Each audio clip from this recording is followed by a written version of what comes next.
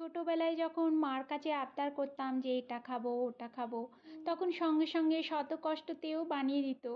সেটা তখন ভাবতাম যে হাতের কাছে পেয়ে যাচ্ছি, কি আনন্দ!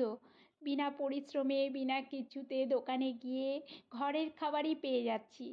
সেটাই এখন এত আমাদের সংসার জীবনে এসে আমরা এটা বুঝতে পেরেছি যে বাচ্চারা যদি কোনো কিছু আবদার করে, তাদের সেই আবদারটা মেটালে কতটা নিজেদের মানসিক শান্তি পাওয়া যায়, সেটা আমরা সংসার জীবনে এসেই বুঝতে পেরেছি, তাই না?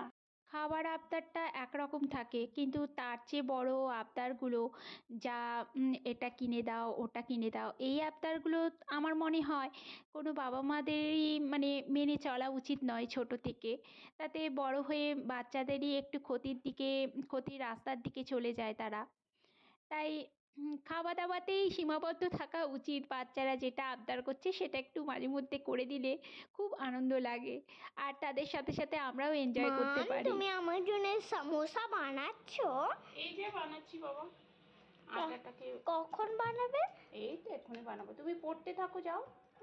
একটু 2 মিনিট পরে। ওকে। এতক্ষণ আপনাদের অনেকগুলো কথা বলছিলাম, তার কারণ হচ্ছে এই যে আমার মিষ্টির বায়না। ও দুদিন আগে থেকেই বলেছিল সমোসা বানাও বানাও, হয়ে উঠছিল না। তাই আজকেই দুপুর থেকে সব মশলা টশলা রেডি করে রেখেছিলাম। এখন মিষ্টি এসছে, এখন বানাচ্ছি কয়েকটার মতন। আর ঘরোয়া সমোসা তো দোকানের মতন হবে না হয়তো মুচমুচে, কিন্তু তাও ভালোই হয়েছিল, এত সুন্দর হয়েছিল। মিষ্টির বাবাও বলছিল খুব টেস্টি হয়েছে। দোকানে এত মানে ডালডা এসব দিয়ে করে তো, আর আমি তেল দিয়েই ময়ামটা করেছিলাম, বেশ ভালোই হয়েছিল। এখন মিষ্টির বাবাও চলে এসছে দেখছি, ও বসেছে। আমি একে একে ভেজে মিষ্টিকে আর মিষ্টির বাবাকে দিয়ে দিই আগে, তারপর চা বসিয়ে আমারটাও বানাবো। আপনারা কারা কারা এরকম বিকেলবেলায় নাস্তাগুলো বানাতে পছন্দ করেন, আমাকে অবশ্যই কিন্তু কমেন্ট করে জানাবেন। আমি তো রোজ হয়ে ওঠে না, মাঝে মধ্যে বানাই, কিন্তু সব দিন তো তেলে ভাজা খাওয়া উচিত না। বাচ্চাকে দুধ কর্নফ্লেক্স এগুলোই দিই।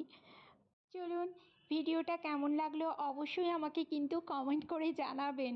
ভালো লাগলে পাশে থাকবেন। আজকের মতন বিদায় নিচ্ছি, সবাই ভালো থাকবেন। নমস্কার।